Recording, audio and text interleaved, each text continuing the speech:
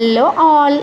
మనం కుకింగ్ చేసేటప్పుడు ఏదైనా కటింగ్ ప్రాసెస్ ఉంటే నైఫ్ యూజ్ చేసి కట్ చేస్తుంటాం కదా.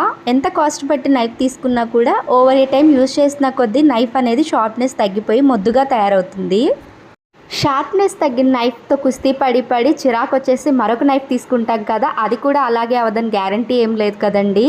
సో అందుకని నేను ఆన్లైన్లో సెర్చ్ చేస్తుంటే నాకు ఈ నైఫ్ షార్ప్నర్ కనిపించింది. ఇది చాలా వెల్ డిజైన్ చేశారండి ceramic కోటింగ్తో.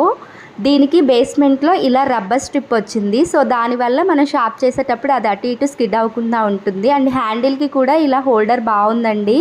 So 3 stage knife sharpener అండి. మనకి ఎంత షార్ప్నెస్ కావాలో దాన్ని బట్టి మన నైఫ్ని అలా 3 స్టేజ్ షార్ప్నెస్ ఉంది కాబట్టి ఆ షార్ప్నర్లో ఉంచేసి ఇలా షార్ప్ చేసేసుకోవడమేనండి. దీనికి జస్ట్ 1 to 2 సెకండ్స్ మాత్రమే టైం పడుతుంది. సో టైం సేవింగ్, లో బడ్జెట్లో యూస్ఫుల్ కిట్ అని నాకు అనిపించింది, అందుకే మీకు షేర్ చేస్తాను. If you like the video please